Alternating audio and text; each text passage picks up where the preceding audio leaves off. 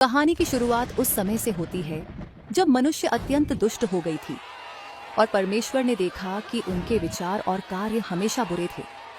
परमेश्वर इस स्थिति से दुखी थे और उन्होंने निर्णय लिया कि वे पृथ्वी को एक महान बाढ़ के माध्यम से साफ कर देंगे। लेकिन नोआह, जो एक धर्मी व्यक्ति था और परमेश्वर के साथ चलता था, ने परमेश्वर की दृष्टि में अनुग्रह पाया। परमेश्वर ने नोआह को बताया कि वह बाढ़ के साथ सभी जीवों को नष्ट कर देंगे, लेकिन नोआह को एक बड़ी नाव, जिसे जहाज कहा गया, बनाने का निर्देश दिया। यह गोपेर वृक्ष की लकड़ी से बनी होनी थी और अंदर और बाहर से कोटेड होनी थी।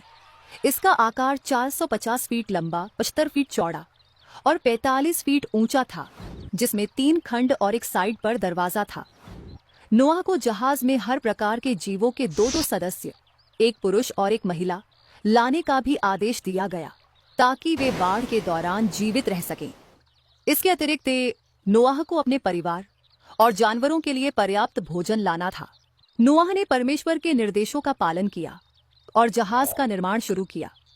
उन्होंने और उनके परिवार ने कई वर्षों तक इसे बनाना जारी रखा और अन्य लोगों के उपहास का सामना किया जिन्होंने बाढ़ पर विश्वास नहीं किया।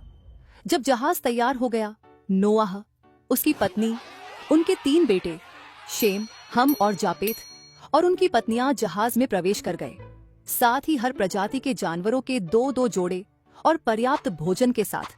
जब सब कुछ तैयार हो गया, परमेश्वर ने जहाज का दरवाजा बंद कर दिया। बाढ़ के पानी उठने लगे और 40 दिन और 40 रात तक बारिश हुई। पानी इतना बढ़ गया कि सबसे ऊंची पहाड़ियां भी डूब गईं। पृथ्वी पर हर जीवित वस्तु मरी, केवल जहाज में रहने वाले ही जीवित बचे। बारिश के बंद होने के बाद पानी कम होने लगा। 5 महीने बाद जहाज अरारत के पहाड़ों पर रुक गया। नोआह ने एक कौवा भेजा जो लगातार उड़ता रहा और वापस नहीं आया। इसके बाद नोआह ने एक कबूतर भेजा, यह देखने के लिए कि पानी कम हुआ है या नहीं। कबूतर एक जैतून की शाखा के साथ वापस आया जो यह दिखाता था कि पानी घट चुका है। 1 हफ्ते बाद नोआह ने कबूतर को फिर से भेजा और इस बार वह वापस नहीं आया, जिससे पता चला कि पानी घट चुका है। जहाज से बाहर निकलने के बाद नोआह ने एक वेदी बनाई और परमेश्वर को बलि चढ़ाई। परमेश्वर नोआह की बलियों से खुश हुए और उन्होंने नोआह के साथ एक नियम स्थापित की। उन्होंने वादा किया कि वह फिर कभी सभी जीवन को बाढ़ से नष्ट नहीं करेंगे। इस आज्ञा के संकेत के रूप में परमेश्वर ने आकाश में एक इंद्रधनुष बनाया। नोआह और उनके परिवार ने पृथ्वी पर फिर से जनसंख्या बढ़ाई। बाइबल नोआह के बेटों के वंशजों का विवरण देती है, जो विभिन्न राष्ट्रों और जातियों के गठन को दर्शाती है।